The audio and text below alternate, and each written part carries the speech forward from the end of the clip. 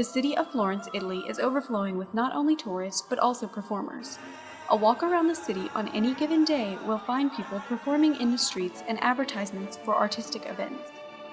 Performers use any space they can find, whether in tourist areas, museums, religious spaces, or cafes. And they are as varied as the spaces they use. Everything from singers to dancers, theater groups, church choirs, and musicians can be seen around the city. Artists learn to alter their performances to fit the proportions and atmosphere of their chosen stage.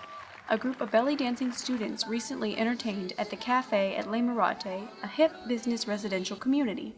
The performance followed a World Cup game, so the cafe was packed. Students presented multiple dances to an enthusiastic crowd. Dance student Giulia Pasquinuzzi says she has learned to adapt to different performance venues. Quite big, but usually we have smaller spaces, so it can be a little bit difficult also to stay and with the spaces, but it's part of the of the play. So. Dancers aren't the only performers that need to adapt their routines. The atmosphere of a space can have as big an impact on performance as the physical layout.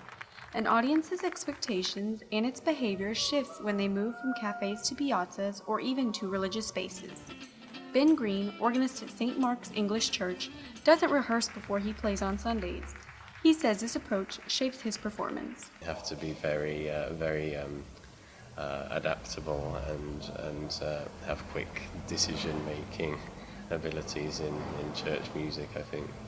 Performers say that learning to adapt to their space is an important part of putting on a quality show. And one of the refreshing aspects of performing in a less structured environment is that audiences often don't notice mistakes. This is true even for church musicians.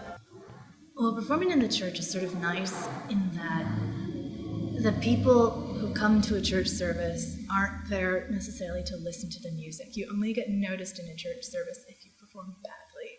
So if you're doing all right, everyone thinks that everyone's just super happy and they're mostly just there for the religious service. Florence is a stage for performers to bring their art to an audience. However, in a city known for its Renaissance past, that history can also be a challenge. Tourists may expect artists to tap into classical forms rather than more contemporary music and art. It has the conservatory, so a lot of their musicians are classically trained, so if you want gigs, you have to do classical. So yeah, I would say I've gotten more technically proficient in the classical style as opposed to just screaming on pitch.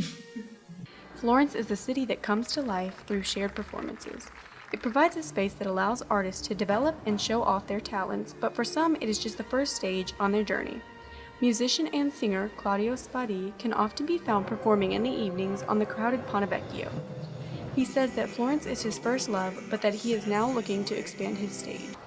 I want to change life, so I'm looking to perform in a small theater all around the world when it's possible.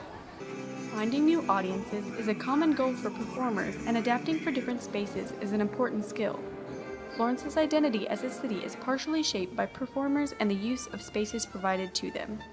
The public singers, dancers, and other artists are an integral part of Florence's identity.